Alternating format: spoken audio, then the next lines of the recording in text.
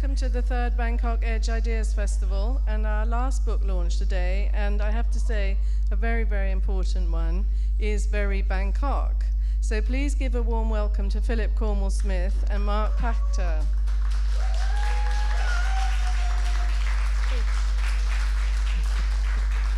Philip, who has lived in Bangkok for 25 years, spent 10 years researching, writing and photographing for this book, which has been described already as a brilliant and polychromatic look at Bangkok done in a way that no other writer has attempted. And Mark Pachter, who will be interviewing him, has been director of the National Portrait Gallery and the Museum of American History, both at the Smithsonian. He's a long-time visitor to Bangkok. He spends a large part of each year here, and he has given invaluable support to Phil during the writing of Very Bangkok. So please enjoy this talk, which I'm sure is going to be amazing. And I'm so delighted this book is out, because I've also been pushing Phil for 10 years to get it out, because Very Thai was such a great book, and I was longing for the sequel, and so I'm ecstatic.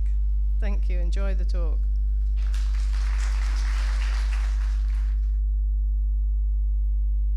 Prefer if Marissa says inspiring the book. It's been the most gentle pushing, but insistent. So we're very grateful. I want to tell you that we are very mindful of the time. We only have 45 minutes, maybe a little bit more, but barely enough to really talk about an astonishing book. So we'll do what we can to lure you into it, because if you don't buy it, you will regret this for generations. This is a classic. This is a classic. So this is the way I'd like to start, in my own little pushy way, by challenging you.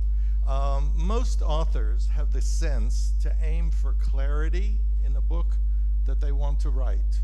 I would argue, having been with you on this journey, that if you're not aiming for ambiguity, you're at least accepting it. Is this an ambiguous book? Well, if you'd start... Is this on? Hello, can you hear me? At the first half of your question, I was going to complete it by saying, well, actually, it's a book about ambiguity. Well, I know you too well. This is a very ambiguous city that presents a face that's very different to its real character, and it also has multiple characters. And it has got a variety of masks that it takes on and off all different types of situations through the day and through the situation. And so it's very hard to pin down what this city really is, because it's got a very different view of itself than other people see it as, and it's got contradictions within itself. Well, we might view them as contradictions. They may just be different states of being that we're noticing at different times in its attitudes. I think that's one of the key things that you bring to the analysis as a Farang. Even after 25 years, you're not yet Thai-born, so you have an outside perspective as well as an extraordinary instinct for much of what the Thais think about themselves and their city. But that you help me as a true Farang, just an occasional visitor, to understand that things that I consider contradictory in Bangkok are not contradictory, but actually have a logic and a rhythm. And you've even done something tougher, I think, for me as a reader. You've actually made me not even yearn for my way of thinking about Bangkok, but to actually get into the feeling of it. Yet I'm not a Bangkokian, and I'm wondering whether you are presumptuous enough after 25 years, first of all, to define what a Bangkokian is, and secondly, to describe yourself as one. Well, one idea that came out of through the writing, really developed over time, was looking at the ethnic character of Bangkok, and I came to realize that this is a country that defines itself as Thai in a very rigid way, but that Bangkok itself has a slightly different character to the rest of the country and contradicts a lot of the things that are the ideals of Thainess, which is quite a high culture, rural, traditional kind of setup. And Bangkok is very urban, very commercial. It's very Chinese. It's very many other kinds of ethnicities, and it has. If you look at big cities around Asia, particularly, it is the most accommodating and overtly friendly most of the time, except when you're filling forms for immigration. Aside from those bureaucratic sides, it's a city that allows you to be a citizen of this place. You can be a Bangkokian without being a Thai. It's an interesting thing to get your head around, but I think it's very true.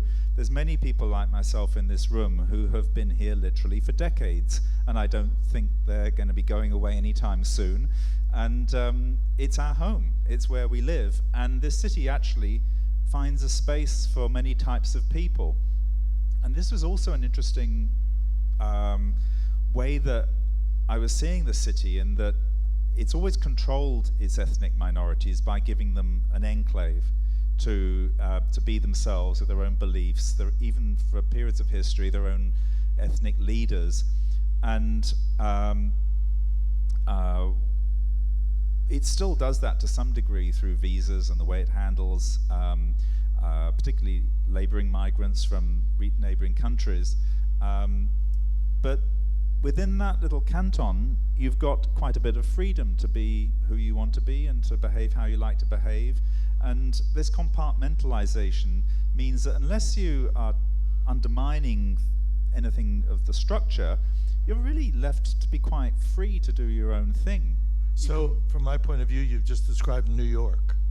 And that's only to say that there are very, very few, which is where I live. So there are very, very few places, and it actually helps me understand why I feel comfortable here, even as a visitor, much less as a resident. Yes, the city welcomes in a way that perhaps the country doesn't.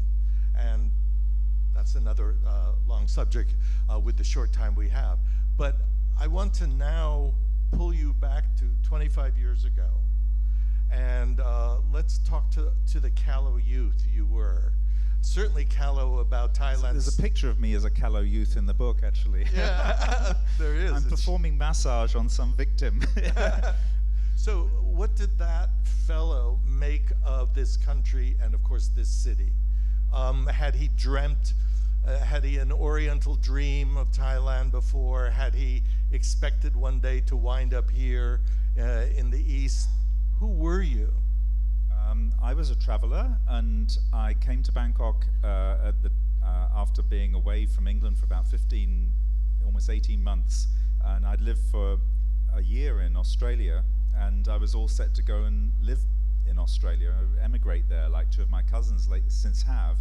And I stayed with a friend from Time Out in London, and he knew somebody who wanted to set up a city listings magazine. And that was my skill set. That's what I've been doing in London.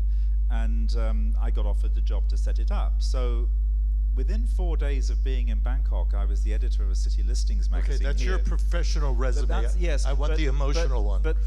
So I came here with a total lack of expectation of even moving here. I made a very sudden decision on a dime to become a resident of this city in a job that made me responsible for telling people about it, and I knew nothing about it.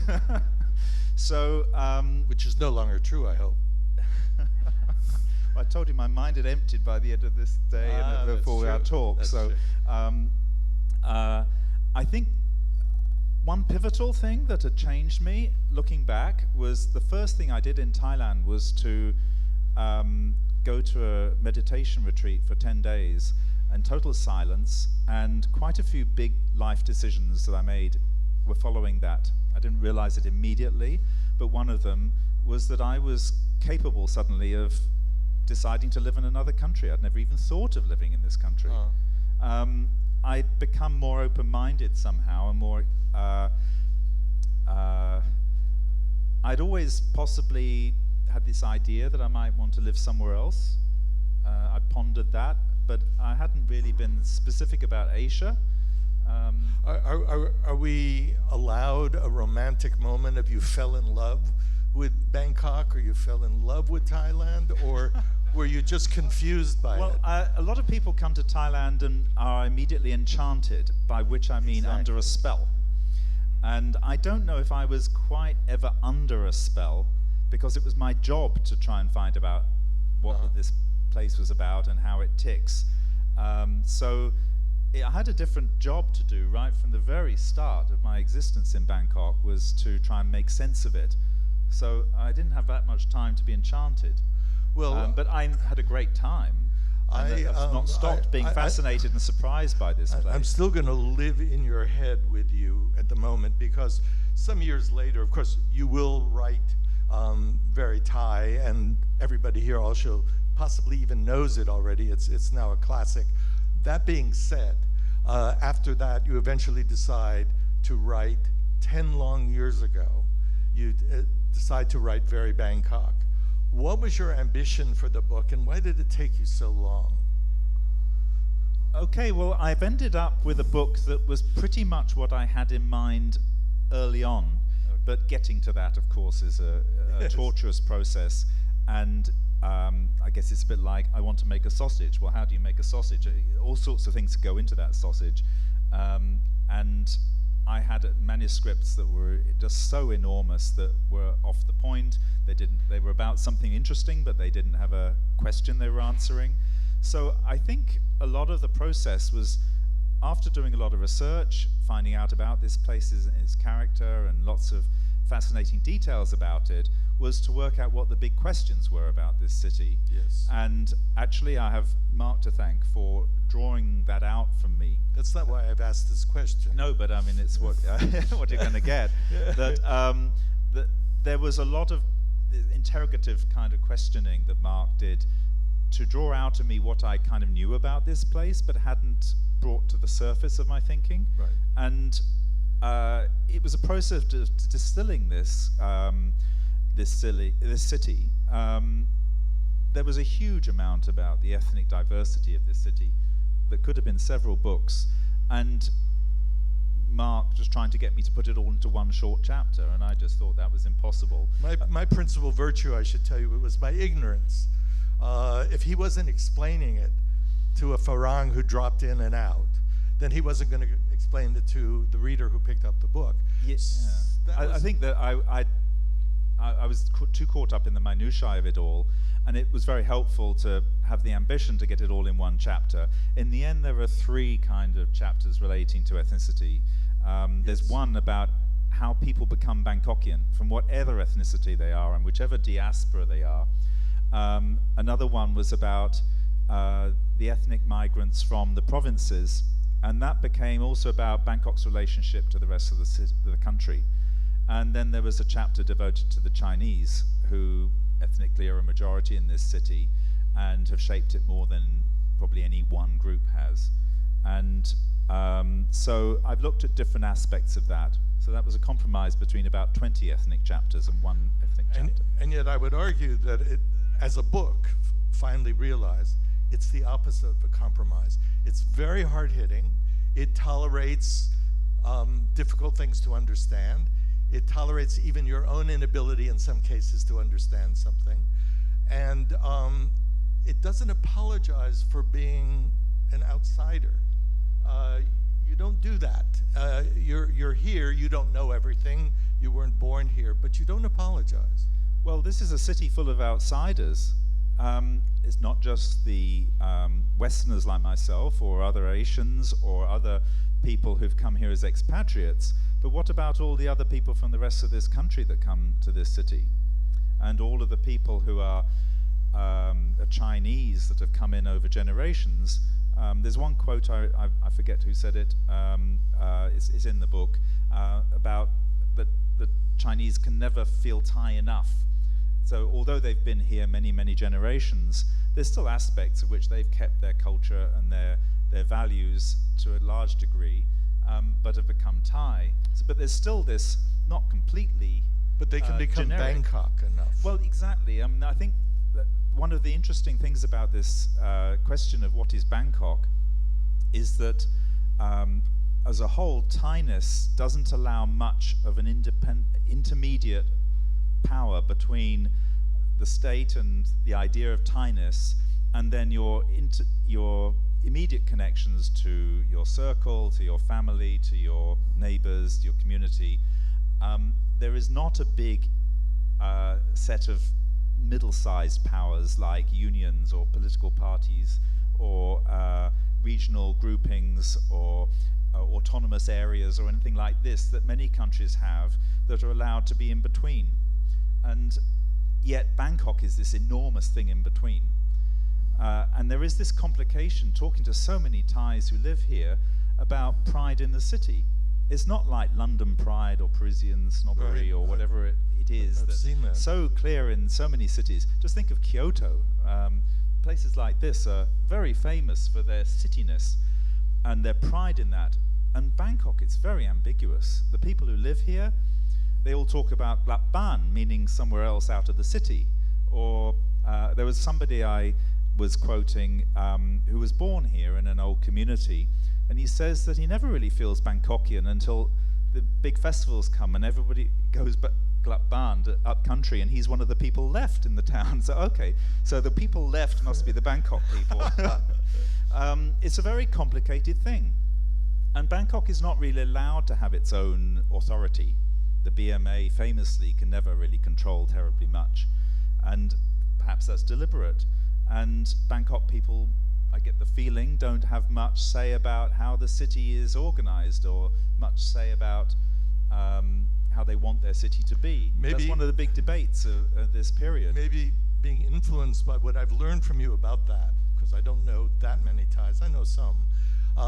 I was going to actually start this interview by saying, Bangkok is a city that's not easy to love. Do you love it? I love lots of things about this city, and I have a lot of trouble with many things in this city. I used to not to mind the pavements until I had a terrible fall, which was the fault of 3 separate organizations that I couldn't pin the blame on.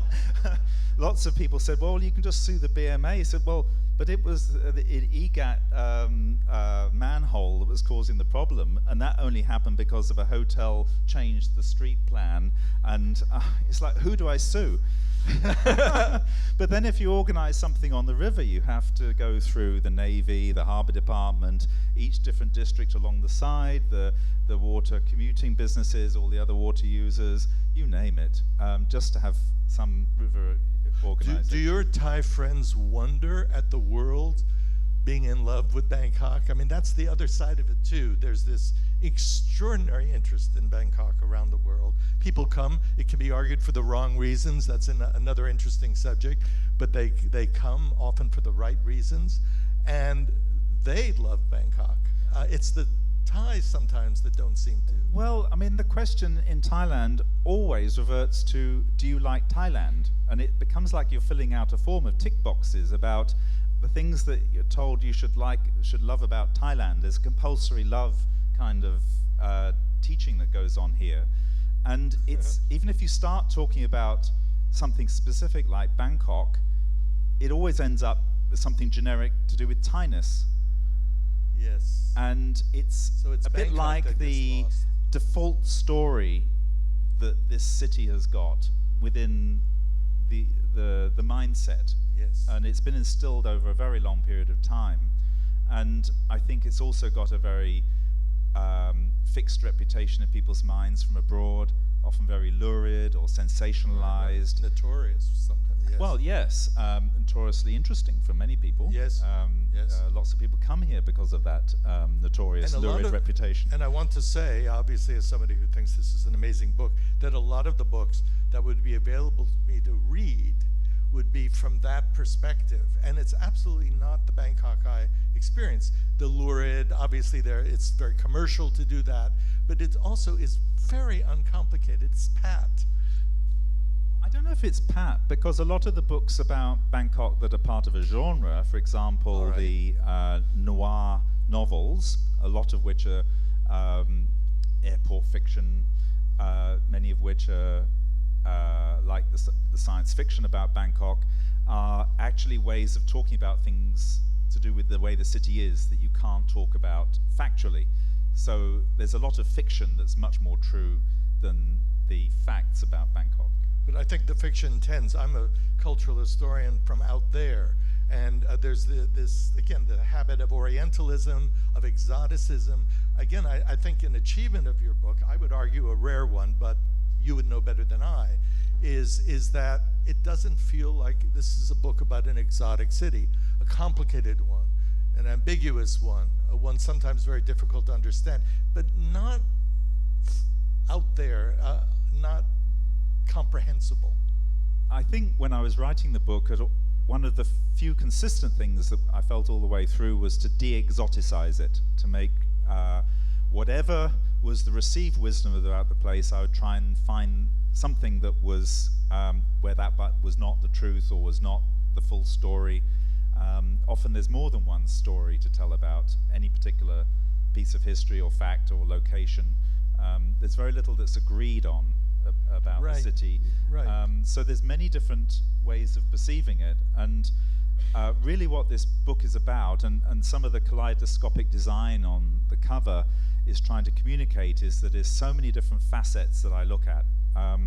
Because of those fixed views of the city, I've gone the opposite direction. I've almost scattergun looked at every possible perspective I could find that would shine a different light on it, which is, half the book, maybe we can get onto this side of the book. Please. Half of the book is about the senses, and I've taken that in a very broad way because it's something that all of us have got in common. Every human has got all these senses, more than just the usual 5. Humans have about 24 senses, I think. And I've looked at about 20 senses in this first half of the book as a way to cut across ingrained thinking, categories that you find in other books to do with whether something's by location or by historical period or by genre, the ways that guidebooks slice and dice things, by looking at the senses. And it's a way to cut across it in a way that's accessible. For instance, Bangkok's very famous for its food. So I don't look at lists of restaurants. It comes under the concept of taste. So I look at, okay, what is the Bangkok flavor profile? How is that different from the rest of Thai food? And this gets you into all sorts of things like what is the Teochew Chinese influence on Bangkok recipes that are maybe different than you find in other parts of the country. I'm going to take the census point because we don't have much time and actually note something else remarkable about this book. You're both the writer and the photographer. How does the making of the photographs and the text live together, maybe even sing together? Well, I've been photographing I'm not a professional photographer. I think I've improved a bit, but I've been taking photographs consistently of the things that I've seen and witnessed around the city for it's nearly 26 years that I've been here. And so I had a stock of imagery, and I also went out to photograph specific things. And they kind of came together late with the book, later than I would have liked, actually. But in the end, I was quite happy that a lot of the pictures spoke to each other when they were arranged on the page. And throughout the book, there's a sense of formal versus informal. Yes. And the city is filled with this informal culture. You see it all over the streets and in all kinds of ambiguous aspects of how the city's run, versus orderliness and being overly polite and all this kind of formal way of behaving, and the high culture. And quite often the pictures have something in common on a spread, but they will also contradict one another or give a sense of tension. Can you give an example of speaking to each other or to the text, where the visual is the way that you communicate or emphasize a point you've made? Well, I mentioned the taste chapter. That opens with some street food and some food at a Michelin-starred restaurant. The tonal ranges of the pictures and the colors are almost matching completely, but the content is so totally different. Yes, good, excellent. We're running out of time. ask one of those zinger questions. It's not a difficult one, but it may be impossible to answer. And then we'll have 15 minutes of questions from the audience, because this is a man you want to ask questions of. So if you could improve one thing about Bangkok, that's what I mean about it being a silly question. Is there one thing that would just make your heart glad that the city has progressed in that particular way? I think the thing that would make this city a much happier place is if the people who want it to be completely orderly understand that that is not true anywhere in the world and impossible in any situation, and that it's not in the nature of this city to be one thing or another. It needs to be chaotic and orderly, and it needs to find ways to accommodate both of those. And we see with the battles over vendors in the street, and that it was interesting when the street food ban came out a couple of years ago. A lot of people thought, oh, why has this happened just after it was voted, or CNN declared it the best street food center in the world? And I think it was done because Bangkok had just been declared the best street food center in the world. Certain people don't want Bangkok's face to be something that is so erratic and irregular and messy and not under their control. They want it to be Singapore. Not necessarily. They wanted to control street food. The first thing they did was clear the streets and then allow certain showpiece areas to control street food in Khao San Road and Yaowarat and some other places, so that it could be under an orderly version of street food. And then you start to see street food turning up in all kinds of malls and other contexts. So I think it's... It may be about control, but you make a point in the book, and I think it's worth underscoring, people can then read it, about Bangkok among the cities in the world, because Bangkok is often discussed in the context of, well, perhaps Singapore at one end, or Manila at the other, or maybe New York City, or God knows where. Does Bangkok have anything to teach other cities? Well, I think one thing about this book is that in many ways it's a book about cities that is using Bangkok as its example. In a way, the book is a template. It could be applied to other places, this approach. And I also look into a lot of new thinking about urbanism, and there's quite a lot of new ways of looking at cities thanks to data and all kinds of insights. Some of these are graphics in the book, or their findings are in there. And there is a movement internationally. It's not a big one yet, but looking at the resilience of cities like Bangkok, which is one of the most vulnerable to climate change, and it's also one of these Asian megacities that seems so hard to control. And there's this concept called messy urbanism, which is not fully defined yet. It's fairly new as a theory. You just have to look at Bangkok, but and you know. But Bangkok, to some people, has been used as an example in this new urban thinking, and this was projected to one of the people organizing Bangkok streets, who was incredulous at this, who actually said Bangkok and messiness can't be the same thing. You cannot have the two together, as though this was not reality already. But it does function. A lot of people wonder, how on earth does Bangkok function despite being so chaotic? Well, it's not necessarily chaos, because underneath a lot of that seeming chaos are a lot of organized informal structures, a lot of which came from village culture, a lot of which came from corruption culture, or influence culture that is embedded in the way the city runs. And then also the forces of order are responsible for an awful lot of the chaos, because by not allowing rule of law and having multiple standards for everything.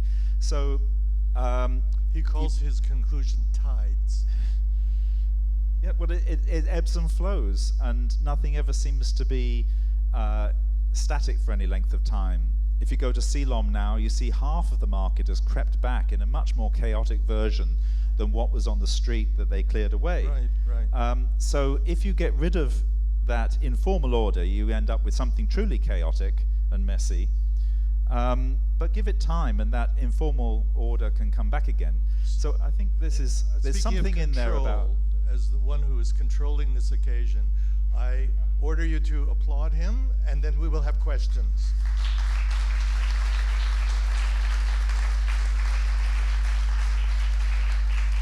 Questions are very important, but also so is signing. So the way I'm going to do it is just look here first and see if there are any questions on this side. I'll remember the other side in a second. Do you have a question? Would you please stand up? Congratulations, first of all. The very last thing that you mentioned in terms of things ebbing and flowing, you've been working on the book for a good amount of time, 10 years, and change is constant. How much can you actually pin down an identity, a heart, and kind of persona of a city when everything must be changing within these 10 years constantly? Okay. Yes, I've witnessed, I think, about 5 completely different phases in this city when the city's characters change really fundamentally. The boom, Asian tiger boom, then the bust, then the very kind of like go years of Thaksin, then the huge divisions, and then sort of military period. They're all very different characteristics, and I must say my mood in this period has fluctuated, and the least happy was, of course, the period when the city was fighting itself, and my house is in the center of the city, and actually 3 times during the writing of this book, I felt the need to evacuate my house. Once I was in the live fire zone of the Red Shirt crackdown. Then there was the Great Flood, and I needed to be somewhere else in Asia, and I left my house expecting it to be a wreck when I returned. And then the last time was during the Bangkok shutdown, when there were 3 stages within earshot of the inside of my home, and all the main roads to my house were blocked for months. And in those circumstances, life becomes very difficult, and so I've had to go through a period of reconciling myself to some really quite personal issues with how this city is. And I think I've come through that, but I've tried to look at the book, if you like, present tense is my witness of it. I'm a witness to this city for what's been a quarter of a century, and that's what I can bring to the city, just what I've seen. And in the long period when we were having these conversations on and on, the good news was always, oh my God, we got this in as well. So had he finished it 5 years ago, I don't think it would have been the book it is today. Someone on this Hello. side? No questions? Yes. Yes. Yes, go ahead, please. You said you've landed into this city 25 years ago, and you see the change of the past quarter of a century, and also, if you do, what do you miss about Bangkok 25 years ago? What I do remember, when I arrived, the pollution was worse than it is now. So it got better before getting worse again. It was extremely chaotic. All of the big storm drains were being fitted in Bangkok at that time, and somebody I knew fell down one when it was during a flood and had to be rescued by a woman at a bus stop. This sort of thing was a daily hazard in those days. It was very hard to get around the city in those days because of the traffic before the SkyTrain. Every street in the center looked so similar because they all had 5 or 6 story shop houses that all looked identical. Now we have a lot of landmark buildings, and you can identify where you are on the ground, from above. There's all kinds of new vantage points to see this city from. And you can now get good coffee and good bread, which you could not in those days. There's so many other things, but I felt that Bangkok in those days was closer to how people have described it from, say, the 70s and 80s than how it feels today. I think it's changed an awful lot, even in the last 5 years, in quite radical ways. I'm going to close with a question, but I want to give again the audience chance for, do you see anyone else who has a question? determined to get this side of the room. I don't know. Well, Hey. we can stretch the time a bit. We don't Set the need to be mics too my way. fierce with the clock. Don't worry. We need a microphone, and then we'll get it done. Okay, go ahead. I just want to say thank you first for documenting like Thainess and Thai culture in your first book, Fairy Thai, and I look forward to reading the second one. I'm kind of curious, do you think Bangkok and Thainess and the culture and everything you documented in these two books, will it still be all there in 10 years or 15 years' time? Well, addressing that, and also in many ways, this earlier question about how I've seen things change. This book's gone through various versions, and one thing I did in this version, the Senses version, was to try and future-proof the book. I realized that a lot of the things that I was writing about before, those categories of things were disappearing. So whole categories can change here. So I thought, okay, I'll try and write about why things are like they are, which was a much heavier challenge than I realized at the time. But I hope I've done enough that you can read this book and be able to read situations. And so even if the examples change, something will come up that's different, but which is coming from the same impetus, the same values, the same historical patterns, something predictable. You have the proof of it because Very Thai, how many years now has it been? It's about 15. Is very, if you read it now, as I hope you will, it's very current. It still works. So with any luck, so will this. There was somebody over here who, Yeah. yes? Yeah, So hi. we'll need a microphone over here. Oh, you have it, good. Would you stand up? It's easier for us to see. Okay. Hi. Phil, congratulations on the culmination of your 10 years of gestation. You mentioned all these senses, and I just wondered, we all sort of associate certain immediate senses with Bangkok, but tell us about maybe one of the more obscure ones that we wouldn't immediately know about and how you illustrate it. Yeah, when I was looking at this idea, I'd have to say that actually I was looking at various books about cities, and one of them that happened to be by the person that introduced me to Mark, who's the guru of creative cities, who spoke here at TCDC, Charles Landry.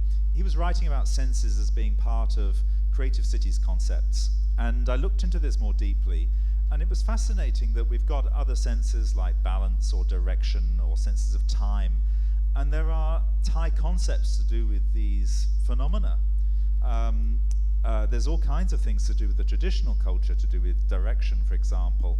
And then peculiarities came up, like we drive cars along the left and trains go along the left, but boats go along the right, and walking is directed to go along the right, and very strange things like this. There's quite a lot to do with time in Thai culture that's very different than the ways of thinking, not just in immediate time and rubber time and all of this of appointments, but the idea of long stretches of time, of great periods of time, and rebirth and all these kinds of things. So I look at that, I look at the strength of interest in the sixth sense here, and there's a sense of balance. Thais are taught all kinds of politeness, postures and ways of moving, ways of walking softly, and they're a very genteel people, very much compared to these ogres, these yakshas that they describe Westerners as, clumping around the place, barging into things, knocking things down. I think somebody collided with the speakers earlier. No Thai would ever do that. And it's quite interesting that a lot of the things Thailand's famous for, like its boxers, its dancers, and so forth, it's all about balance, and how Thais move through these very tight marketplaces. There's a certain feel for the city that you get by looking through these other approaches. This book is about the senses, not about sensuality. That's one of the senses, of course. But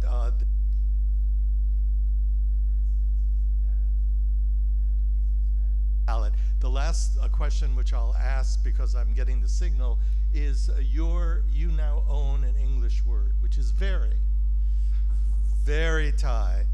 What do you mean by very when you apply it? Well, it's one of those adverbs in English that people are told not to use too much of.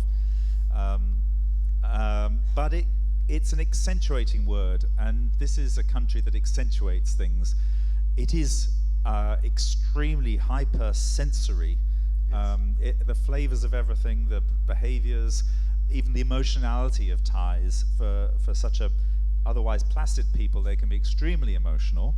And I think it's quite interesting that for all this sensory stimulation of the city, the highest ideal of the senses is to suppress them and not to let them govern your behavior through Buddhism. And I look at that too. And then I also look at the electronic senses that are coming to dominate our lives. I mean, there's a few of them in this room. We're all carrying one in our pockets.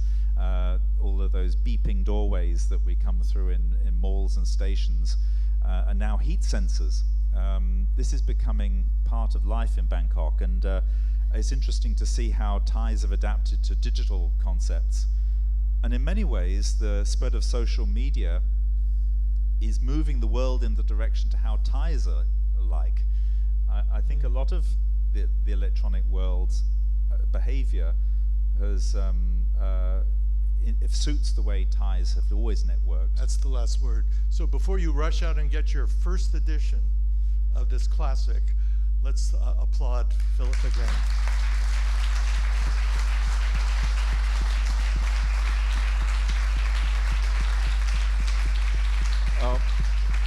I'd like to thank everyone for coming here. There's a lot of familiar faces and some new faces here. And I'd like to thank everyone who was involved in the book and contributing ideas and assistance, and especially my publisher over there, Narissa, for her patience.